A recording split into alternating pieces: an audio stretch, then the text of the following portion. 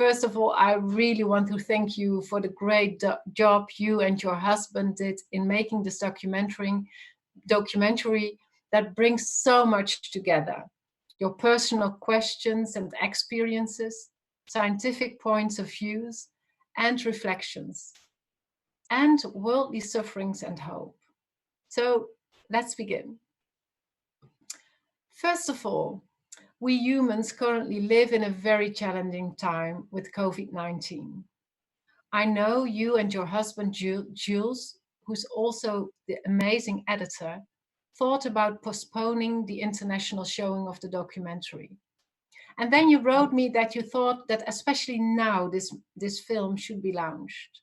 Could you tell me something about what brought that up and why you think it is especially now important or of value that people see this film? Yeah, that's an excellent question. When I began my year of living mindfully, it started as a film looking for answers as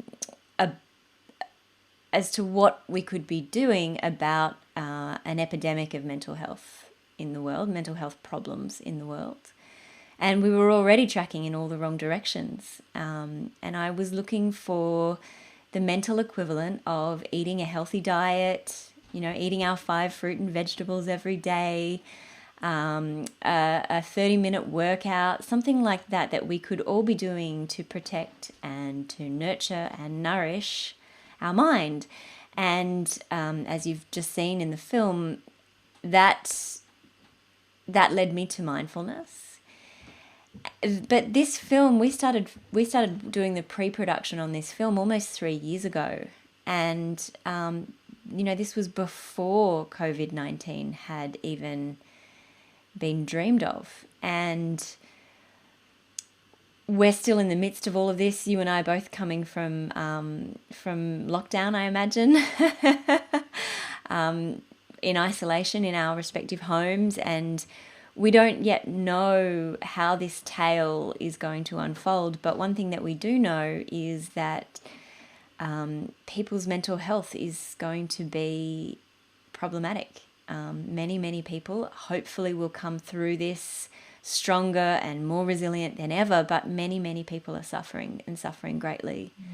I don't know what the situation is for you guys over there, but here we have so many people who have lost their jobs, so many people who are not sure how they're going to pay their bills, and we just don't know what this the mental toll of months and months of uncertainty is going to take on us. In Australia as well, we had just faced a summer, which some people are calling the Black Summer, which, of just horrendous bushfires and a climate emergency that we all began to face.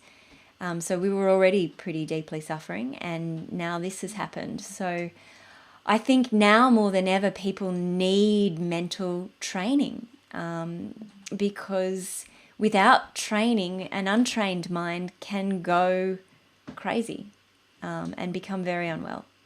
So we felt, Jules and I thought perhaps, we would delay the release of the film. We had 150 screenings that were being planned before the whole world shut down. And we thought, will we wait until things reopen and reschedule the screenings? And we thought, no, we need to, this is a film that needs to get seen now. So hence this wonderful premiere that you're so wonderfully hosting. Yeah, and I totally agree, because what also came out of the film, of course, is that sometimes we cannot change the situation. The only thing we have like influence on is how we deal with it and how our response or how we relate to this. And I think that mindfulness, and especially skills of mindfulness, can be very supportive and very important to really be skillful in these challenging times.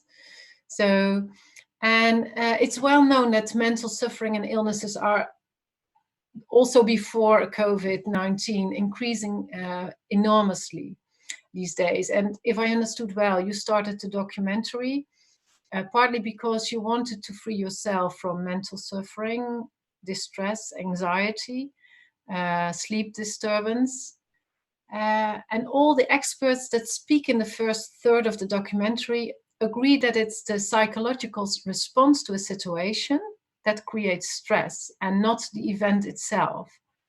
And that evidence based mindful meditation helps us to develop our natural capacity to heal. And how were you feeling when you were hearing these things? So you were speaking to doctors and scientists, and they told you in different words this same story over and over. And how did that feel?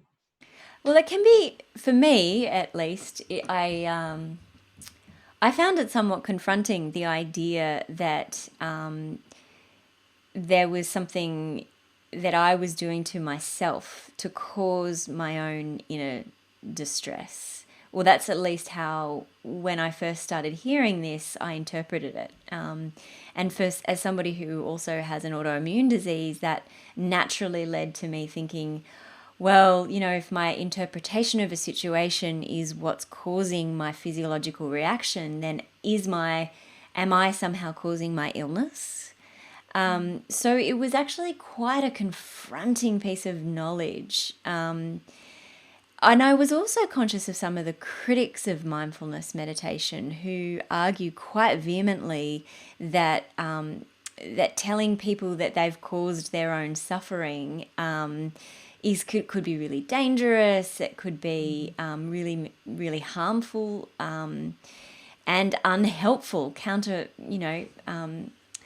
helpful, for want of a better word. So it was a tricky thing to come to terms with, but in reality, it's actually quite a different thing to learn. So the idea that I could actually observe my own inner experience and acknowledge it as true and real, but also have some space from it, some ability to step back from it, that in that comes a certain level of freedom that I experienced. Yeah. Yeah, thank you so much. And I really came across my own experience that uh, to become aware that we cause our own suffering in a partly, because of course there is a suffering we don't have any influence on, and especially in the paradigm of blaming, I'm guilty, these negative feelings can easily come up, and they are really not helpful. And what I find very freeing is that mindfulness is also about bringing kindness and care to what you see. And I think this is such an important aspect. So it's not only noticing what I'm doing, but it's also, can I bring some care in there? Can I bring some kindness in there? And I think that's really also a key, the key of mindfulness practice. And otherwise we can land easily into this self-blaming and oh, see, I'm causing my own suffering. So thank you for your reflections on that. I can really relate to that. So the effects measured in your brains and blood of living mindfully for a year were quite interesting, I found.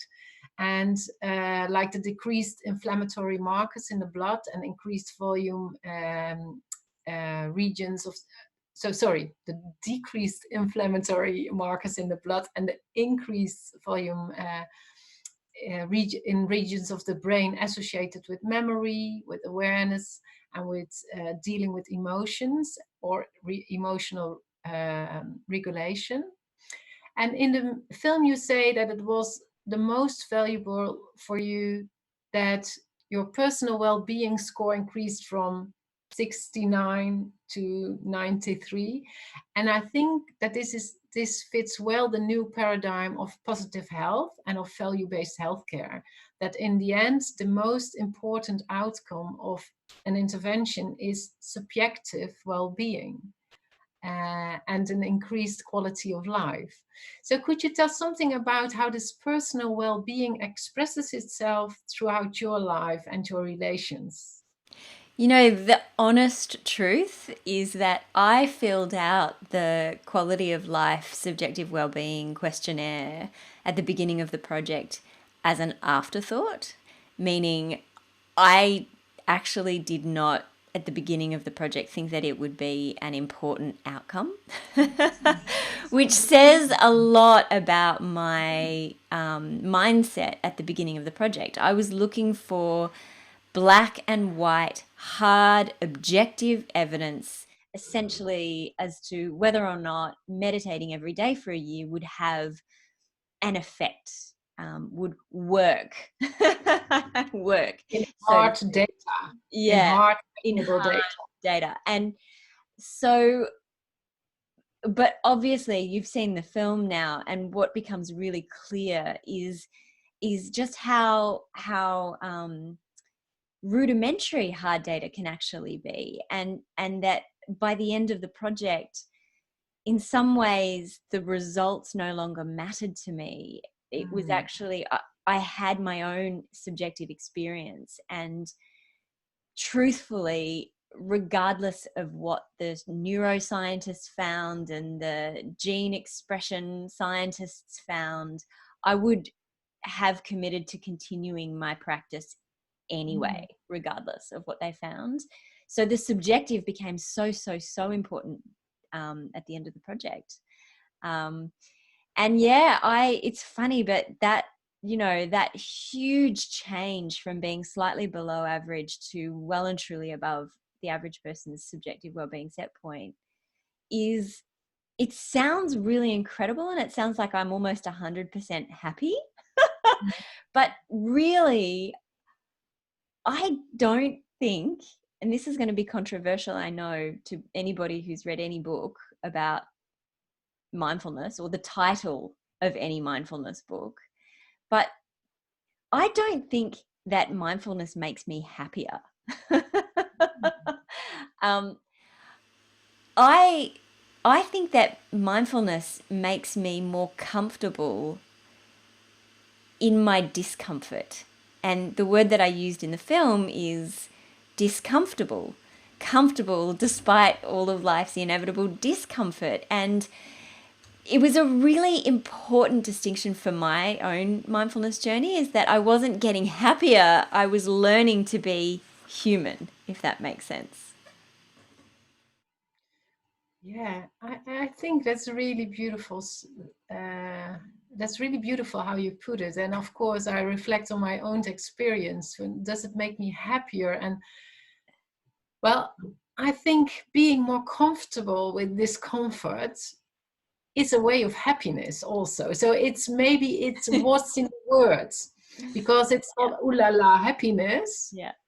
but how I think it's such a deep form of happiness that if you can be comfortable with your discomfort and with regions in your life that are really painful or not like you want it to be.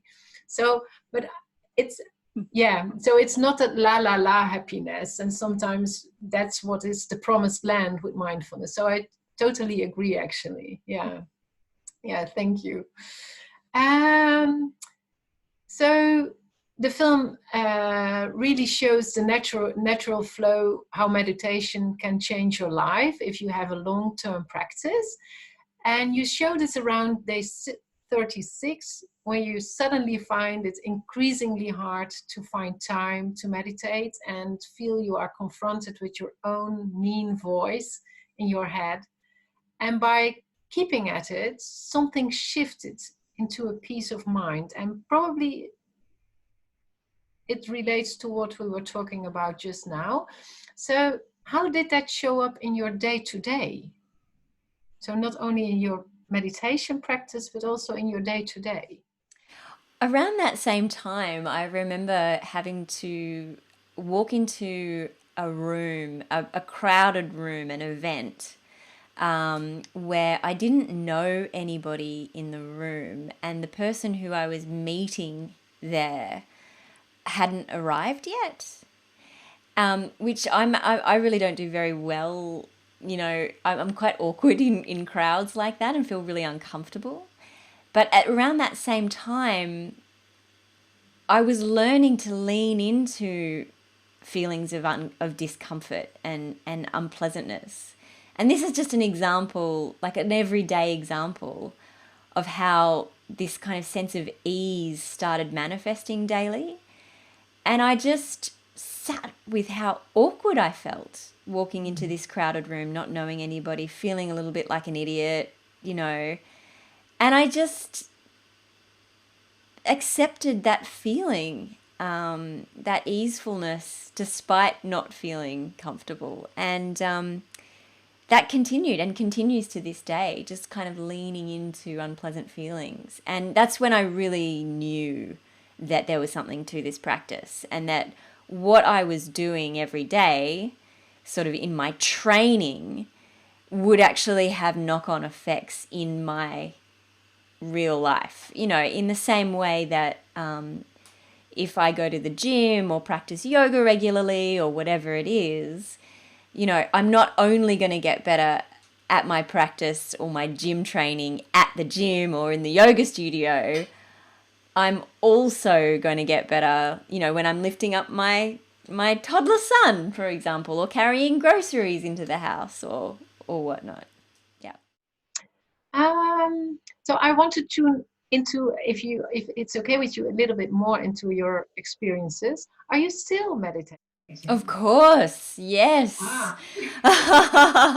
Especially now more than ever. Yes. Yeah. And what helps you to keep on practicing?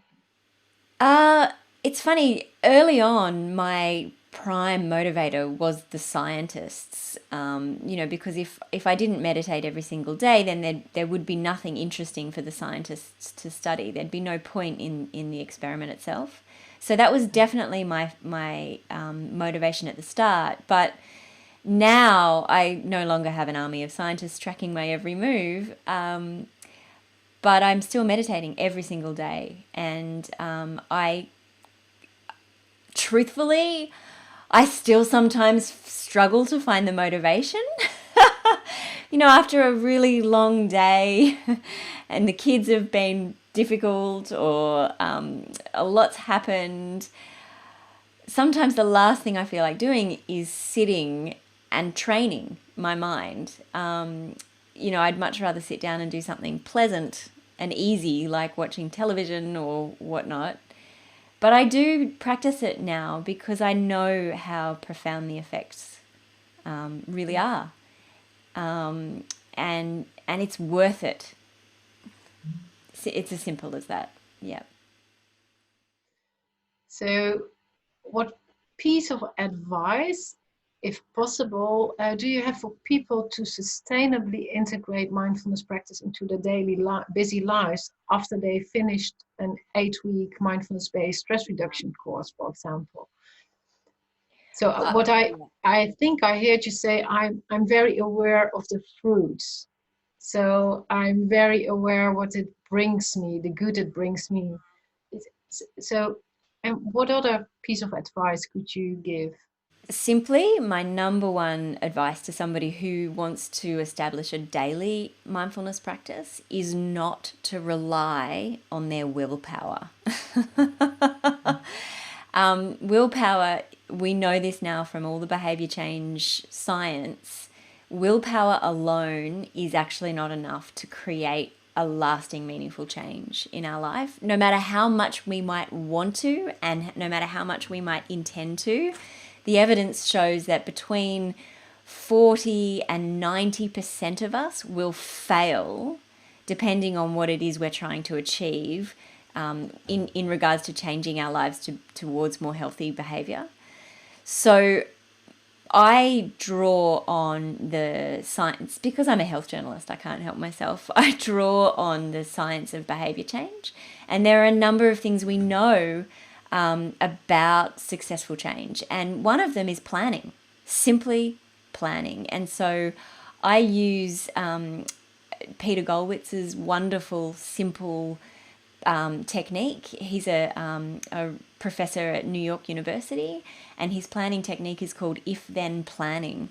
And I get asked this question pretty much every time somebody has screened the film, so I'm quite used to describing how it works in my life. And it goes simply like this. If it's 6 o'clock in the morning and my alarm has gone off, then I will meditate. Now, the great thing about if then planning is that it then carries on to all the things that might happen to disrupt the plan. So if my now 3-year-old son wakes up and disturbs my meditation, then I will meditate on my lunch break at work. If I don't get a lunch break at work, then I will meditate on my way home just before I go into the house. If it's the weekend and I don't have a lunch break, then I will meditate when my 3-year-old son has his nap. And if I go all the way through the day and I still haven't found time to meditate, then I will meditate right before I go to bed. And it's as a result of that, I have not missed a day yet since I first began meditating. Yeah, That's really helpful. yeah, That's yeah. really But I want to say as well on that technique, it's really simple. It's so applicable. It really is so useful for me. And I'm sure if other people want to, establish any kind of lifestyle change, it's useful. But it's also not foolproof. And that's because human behavior change is so difficult to do. So I think there are other things that come into this, such as, changing our identity. So now, here I am releasing a film, a journalist who meditates. I have an identity that I am a meditator, and I meditate as a result of that identity. So I think that's that's another example of how complicated this can be. Yeah. At the end of the film, you say that mindfulness helps us to understand our own minds, how our own minds work. Could you give an example of what you learned about your mind and how that positively affected your life? So what did you discover? Well, I'm still discovering. I still feel very much like I'm at the beginning of all of this. There's so much to explore, but one example that I can give you is right before I went on my silent retreat, the retreat teacher, whose name is Patrick Carney, gave me a homework assignment in preparation for the retreat. And he not only wanted me to stick to my daily practice, but he also wanted me to practice mindful dishwashing every night. Once the kids were in bed, for half an hour, practice mindful dishwashing, meaning bringing my full attention to the dishes instead of letting my mind kind of wander off and think about my day or my work or whatever else might happen. Or what I tend to do, truthfully, is listen to an audiobook. So I had to do this assignment, and I realized that I really didn't want to do this assignment. I actually have come to dread washing the dishes at night, and that's because that's probably the time of the evening when my rumination kicks in. But the biggest insight that happened from that exercise is noticing that I was actually thinking the same thoughts every single night. And that's when I learned about mental habits and the fact that, situations can cue the same thinking patterns. But I didn't realize that they were occurring over and over again. I was almost accepting the thoughts as if I was thinking them for the first time. So this idea that we have mental habits and that there's a possibility to get some space from those mental habits was really, really insightful for me and quite profound. Thank you for sharing that. Yeah. And scientific studies have shown that mindfulness-based cognitive therapy is as effective for recurrent depression as antidepressant medication. And scientific studies also have shown that mindfulness training is very effective in treating chronic back pain, and that it has 5 times quit rates than the gold standard programs of treatment of smoking. And these are just a few examples of the health benefits of mindfulness training. Still, mindfulness training is not overall accepted and still brings up skeptical doubt in some medical doctors. Where do you think that comes from, and what do you think is needed to make mindfulness training more well accepted and available in all healthcare systems around the world? One of the really interesting things that I've covered, because I've written a companion book that elaborates more fully on some of the things that were in the film that we didn't have time to get into. And one thing that it was a shame that we couldn't find time for the exploration of this in the film, but it would be a 4-hour film if we had have left everything that I wanted to in it. But the one thing that I found really interesting is that I actually went back and looked at where mindfulness research sits in the fullness of health research. So, for example, in the context of what we know about sleep recommendations and diet recommendations and exercise recommendations, and what is kind of the body of evidence on, say, for example, exercise for depression versus, for example, mindfulness for recurrent depression, which you just mentioned. Meta-analysis has shown is, mindfulness can be as effective as gold standard for preventing recurrent depression. So I actually compared meta-analyses, and I was quite stunned to learn that actually the mindfulness evidence relatively is still very, very, very early stages. So it's really easy for us to get excited and look at all this incredible evidence and it must work, it must work, it must work. But, mindfulness research has really only taken off probably really exploded in the last 10 years, whereas we've had things like sleep research and exercise research for decades. So we need to kind of keep ourselves grounded there in terms of where we're really, really up to. But with that said, I think that there is enough to say this is promising, we need more research, and I think the frontier there's some really incredible researchers who are coming through now who are thinking really creatively and really robustly, and they'll be diving into the mechanisms of mindfulness, and they'll be looking very strongly at who does mindfulness work for, in what circumstances, and I think, and you'd probably be interested with this particularly with your compassion side of things, but what techniques work?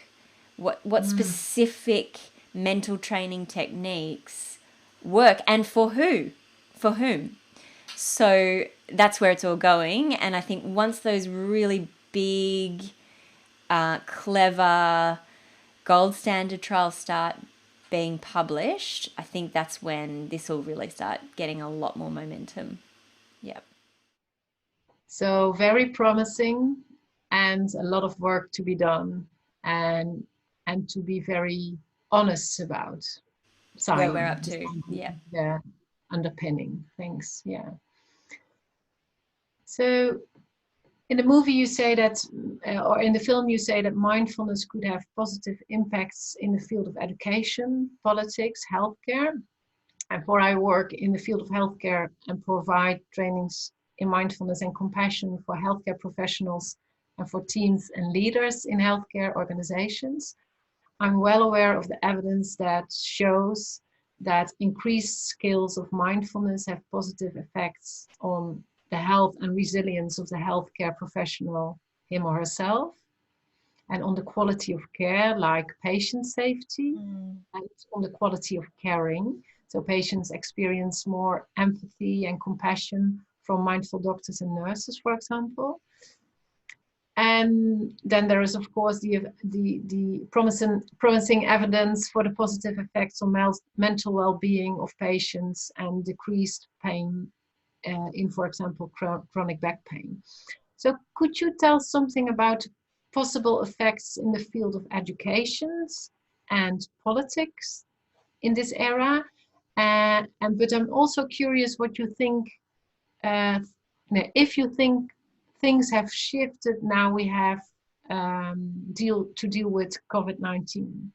So long question, but what what kind of possible value you see for health, for education and politics, and did things shift now we have to deal with COVID-19? I think the world would be very different if more people intentionally trained their mind.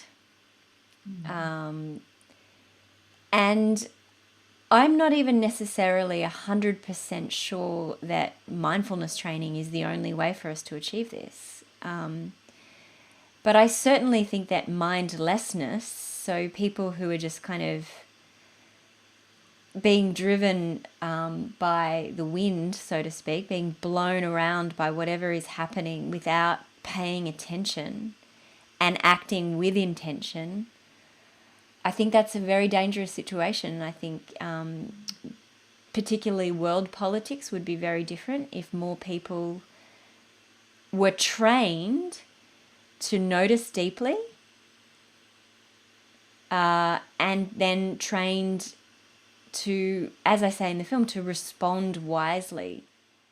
Yeah, and personally, I could really relate to your doubt about how mindfulness could benefit people living in the lowest region of the Maslow pyramid. So, with a lack of safety, food, water. And I also thought, who am I, white, female, living in a relatively safe and healthy world, to say that practicing mindfulness is helpful? And I was really touched by the piece of the film about people in refugee camps who suffer from severe traumas and like losing their homes and their loved ones, and uh, well, having to face sexual abuse, mistreatment, torture. And the randomized control study done by Amit Bernstein of Haifa University seems to show a 50% drop of stress and trauma-related problems for the most vulnerable people in the world. And I found that so helpful. And I'm really curious what has happened since the film was shot regarding the work with traumatized refugees, and how can people support this work? Oh, wonderful question, and something that's very close to my heart and to Jules, my husband's heart. We're really committed to supporting Amit's research. They have launched their website. The project is now called Moments of Refuge. And they are looking for a magic philanthropist to come through, because the next stage for the research is it needs to be trialed in different settings. So they've currently run their randomized trials in the urban settings of forcibly displaced people who are not even given refugee status. So they're in Israel, they're considered infiltrators, and they don't have any refugee rights. But what about other circumstances? What about refugees in camps? What about refugees, for example, who may have been resettled into new host countries? The next frontier really is to try this in different cultural settings and in different circumstances. But I will say as well that the really interesting thing that I found about the program, it's a 9-week trauma-informed program, and Amit's program really borrows from some other literature about working with people with trauma, not only the mindfulness literature, but also things like mindfulness-based cognitive therapy and, of course, mindfulness-based stress reduction. And one thing that we really couldn't include in the film because there were some language barriers, and I kind of got caught off guard with this particular moment, but the cultural advisor for the program, a man named Dawit Habtai, who was himself a refugee and he worked at the time in the only mental health service that was available to Eritrean and Sudanese refugees there in Tel Aviv, and it was like a 3 day a week hotline that, and so he was answering the calls of other distressed refugees. So Dawit was not only dealing with his own trauma of having been a former child soldier, but also the trauma of all these other refugees who were kind of calling and, sharing their experiences with him. And Dawit said to me that if somebody offered him 10,000 Israeli shekel or mindfulness training to solve his problems, he would take the mindfulness training, because it's the first time in his life that somebody had actually shown him how he could help himself. And that was a really big breakthrough for me as a privileged white woman meeting these refugees, thinking, oh my God, how are we going to save these people? And this is just so horrible. And, how outrageous it is that, people are living in these circumstances and have been through this horrible trauma. And I realized they don't want me to save them. And what they want is for people like me and people like Amit and other people to give them the means and the tools to actually save themselves. And I think mindfulness has got a big role to play in that particular, setting. And again, I just want to kind of put a caveat here that I am not, and people like Amit are not, for 1 second saying that mindfulness is going to cure, the most horrendous torture, and post-traumatic stress that is imaginable. But it is something, and it is something that can be rolled out at scale. And when we're not offering anything, well, it's a place to start. So this documentary will be shown to thousands of doctors and medical students in the Netherlands. What do you hope the message will be they take home?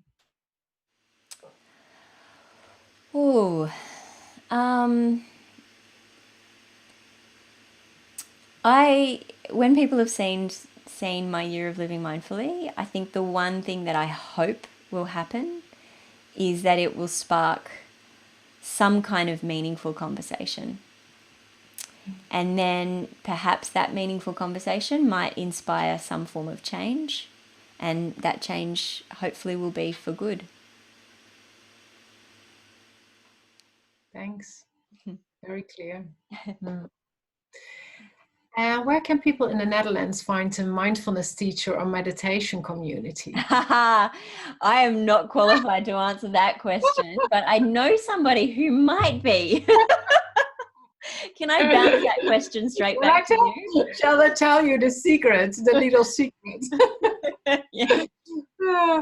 So you have in Holland, you have a Dutch Mindfulness Association. It's called the VMBN. And there people can find well-trained and skilled mindfulness teachers in Holland. And the website is www.vmbn.nl. And for people working in healthcare, they can look at the website of our organizations, and these are two.